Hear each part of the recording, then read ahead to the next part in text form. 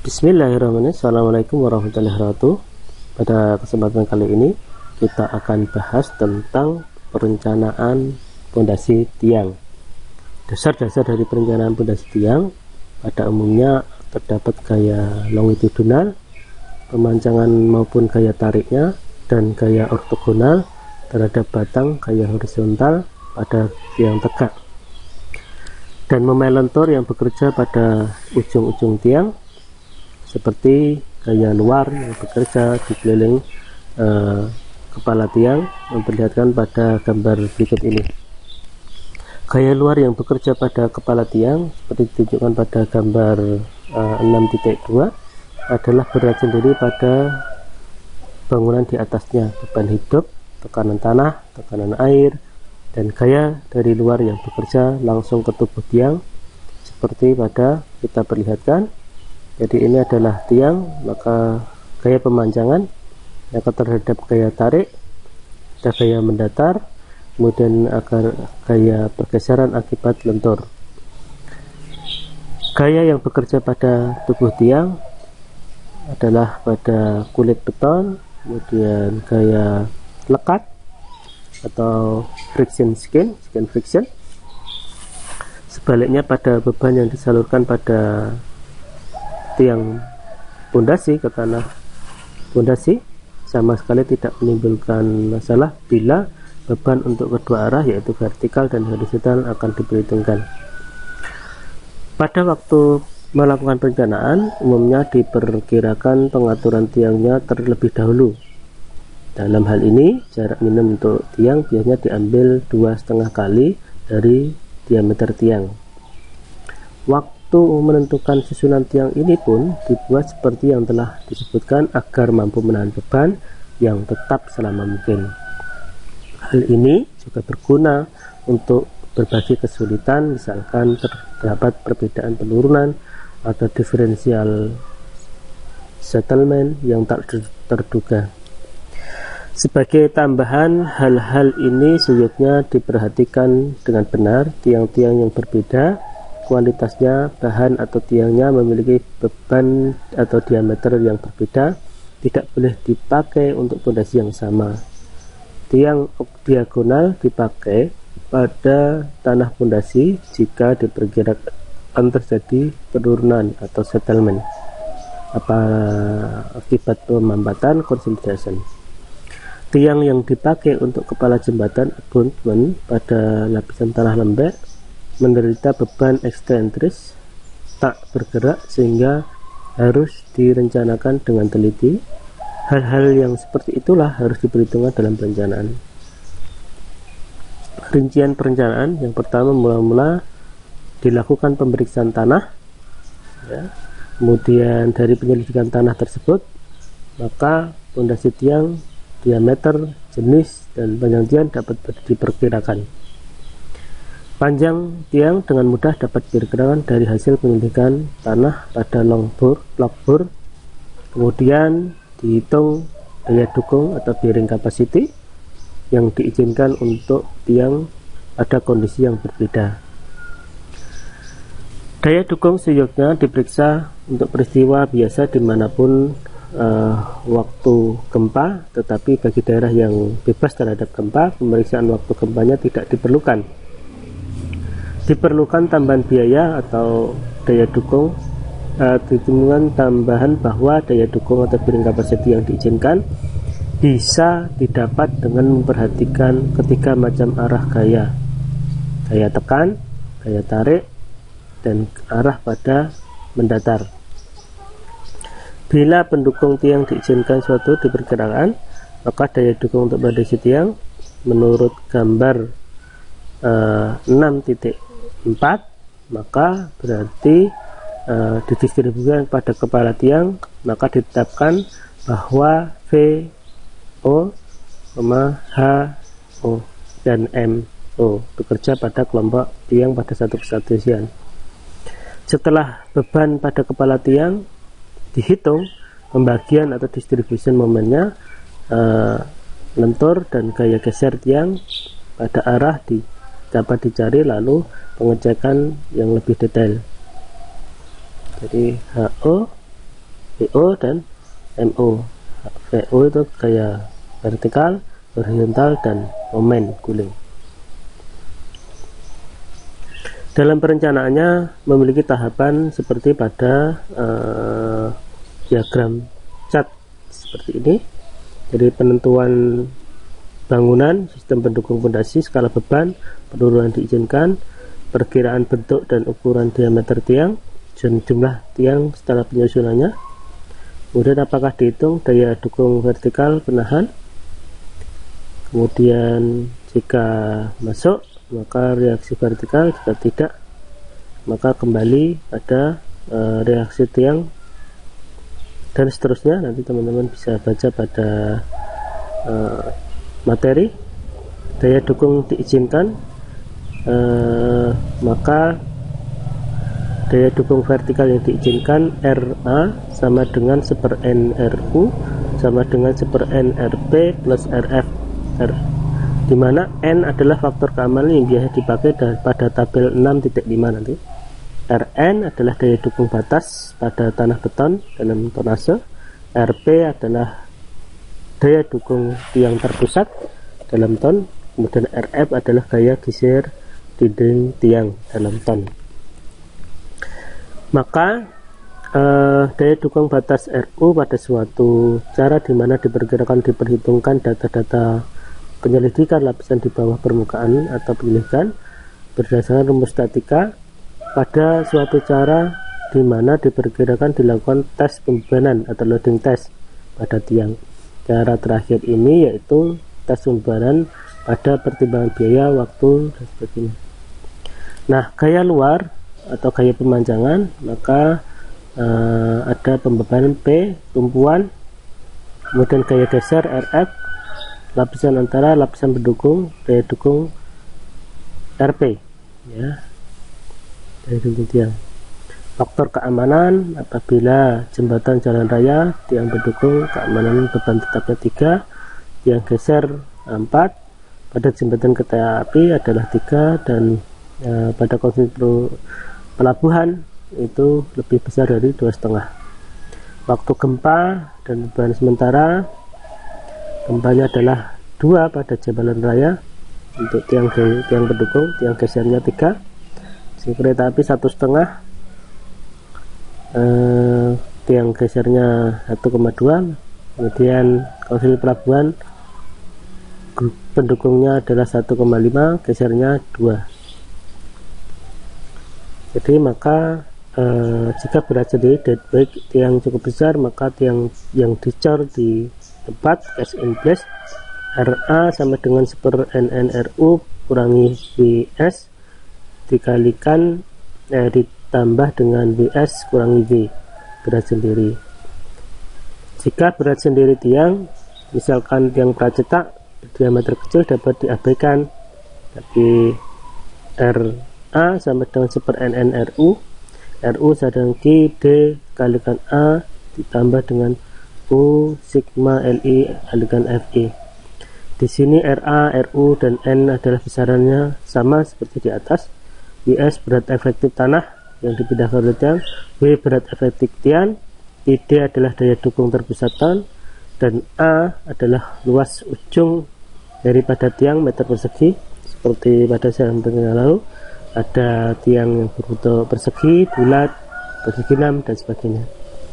Kemudian LI tebal lapisan tanah yang diperhitungkan, kemudian FI besaran gaya geser maksimum pada lapisan tanah. Diperkirakan unit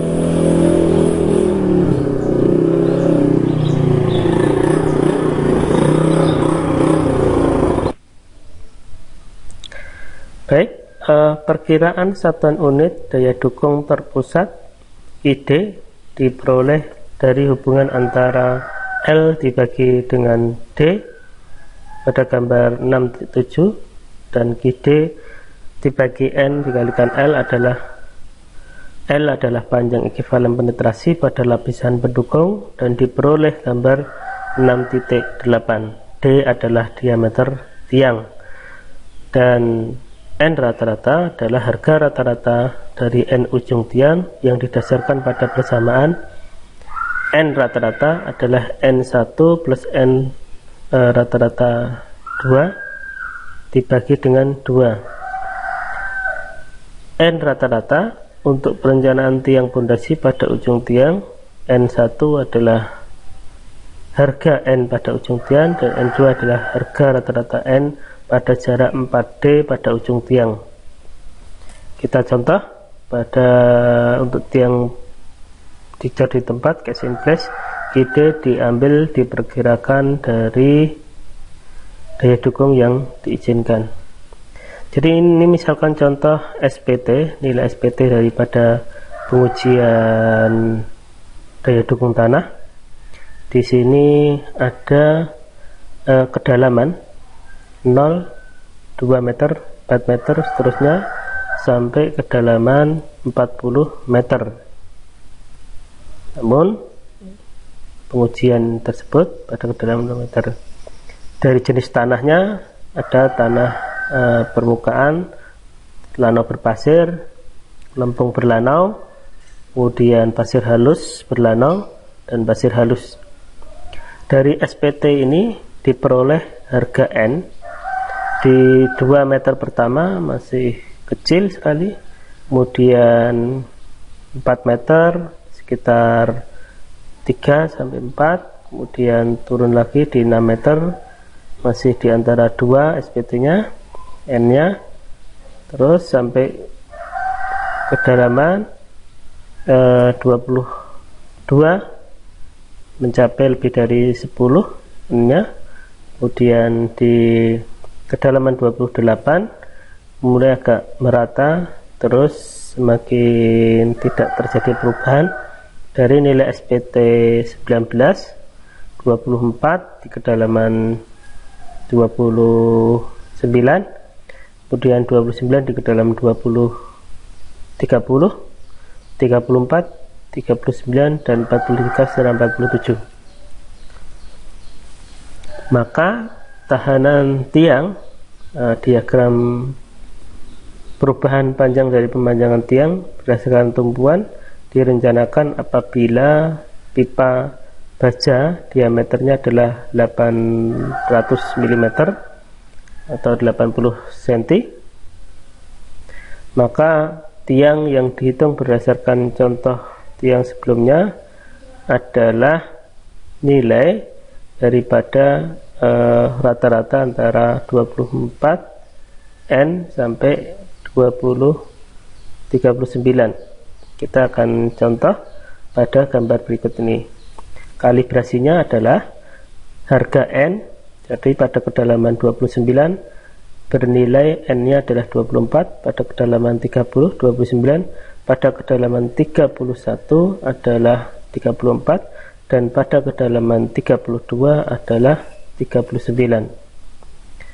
Dari sini kita akan mencoba mencari harga N rata-rata, di mana kita buat diagram dengan panjang 4D, ya, 4D, di mana D-nya tadi adalah 80 cm, maka kalikan 4, maka 3,2 meter. Jadi tahan ujung pada kedalaman 32 diambil pada kedalaman 32 dengan panjang 4D, yakni 3,2 meter. Nah, L-nya tadi adalah 1,6 panjang ekivalen, maka diperoleh harga A, B, C, D, dan E. Maka rata-rata harga N-nya adalah antara 34 ke 39 ke 29, maka N tengah-tengahnya adalah 35. Maka kita gunakan harga kalibrasi harga N adalah 65.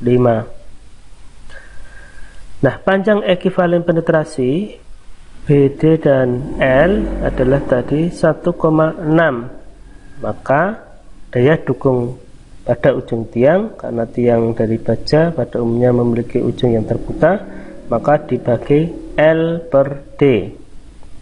1,6 dibagi 0,8, maka terdapat nilai 2,0. QD dibagi N sama dengan 8. QD sama dengan 8, rata-rata harga N. 8 kali 35 sama dengan 2,280 ton per meter persegi. Maka QD dikalikan A sama dengan 280 dikalikan luasan daripada penampang tiang pi D kuadrat dibagi 4 sama dengan 140 ton. Maka gaya geser pada dinding tiang, harga rata-rata N pada lapisan tanah didapat pada gambar 6.9 tadi, dan FI sesuai dengan harga rata-rata diperoleh pada tabel 6.7 dan tabel 6.8. LI dan FI dapat diketahui selanjutnya. Gaya geser maksimum dinding tiang dapat diperkirakan sebagai berikut. U sigma LI dikalikan FI tadi, U nya adalah 3,14 dikalikan 0,8 dikalikan 140,2 sama dengan 352 ton. Daya dukung ultimate dihitung RU sama dengan QD dikalikan A ditambah U sigma LI kalikan FI. RU tadi adalah QD dikalikan A diperoleh 140 ton. U sigma LI dikalikan FI adalah 352, maka jumlahnya adalah 492 ton. Daya dukung yang diizinkan dalam waktu normal, maka RA sama dengan RU plus per N. Dengan waktu normal 492 dibagi dengan 3, maka daya dukung utamanya adalah diizinkan 164 ton.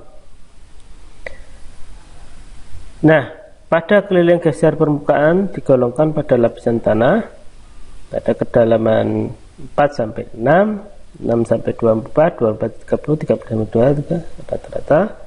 Maka ketebalan LI 2 pada lantai tanah berpasir, harga N nya 3, FI nya adalah 3,3, LI per FI nya kalikan FI adalah 6,6 dan seterusnya, ketemu 100 rata-ratanya di kedalaman di atas 32, kedalaman lapisannya adalah 28 rata-rata, kemudian LIFI adalah 140,2 ton. Nah, kemudian terdapat gaya tarik pull up force yang diizinkan, yakni dengan cara membagi gaya tarik maksimum sebuah tiang dengan faktor keamanan atau safety factor. Tentu sebagai contoh untuk jembatan jalan raya di Jepang, waktu normalnya N nya adalah 6 dan gaya tarik yang diizinkan dibatasi oleh gaya tarik penahan pondasi dengan tegangan pada tubuh tiang atau tegangan tarik, tensile string. Kadang-kadang diperlukan penyelidikan pada kelompok suatu keseluruhan, maka apabila terjadi pergeseran atau displacement dan gaya pada tanah pondasi akan mengarah ke atas, akibatnya gaya ke atas ini, maka tegangan efektif dinding tiang akan berkurang dan tanah pondasi cenderung menjadi loss atau lepas. Selanjutnya, dengan meningkatnya displacement ruang bidang seluruh dinding tiang, dengan tanah akan berkurang. Sebab dengan gaya panjang tiang atau press driving force, gaya tarik tiang menimbulkan pengaruh besar. Berdasarkan hal tersebutlah, maka penyusunan tiang dilakukan sedemikian rupa sehingga secara umum tidak terjadi gaya tarik. Kemudian daya dukung mendatar yang diizinkan, kita akan lihat langsung pada bearing capacity. Pada permukaan rencana, kita lihat pada gambar 6D11, tiang yang terbenam pada tanah gambar A ini, apabila tiang terbenam, maka HA sama dengan KD kalikan D dibagi dengan beta dikalikan dengan to A, ya.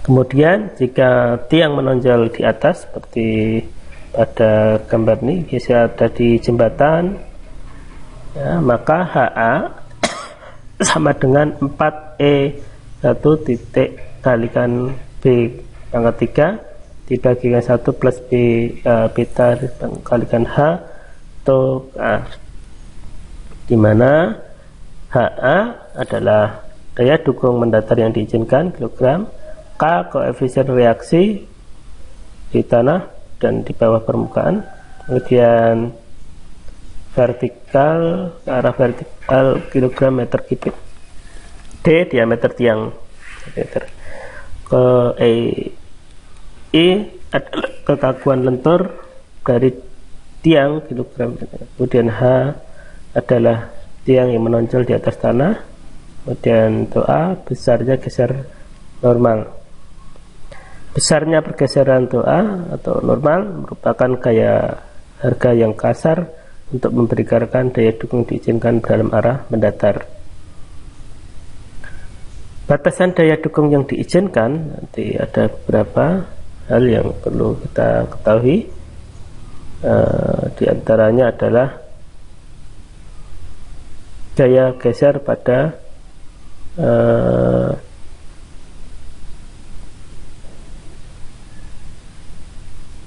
negatif dinding tiang. Jika tiang-tiang yang direncanakan ke arah fondasi terancam bahaya penurunan akibat konsolidasi, maka pemancangan selanjutnya gaya geser negatif yang bekerja di bawah pada keliling tiang harus ikut diperhitungkan. Baik, saya kira demikian tadi sedikit contoh perhitungan di dalam kita merencanakan fondasi tiang dengan menggunakan nilai harga N pada standar penelitian test. Terima kasih untuk pertemuan kali ini. Wabillahi taufiq wal hidayah. Wassalamualaikum warahmatullahi wabarakatuh.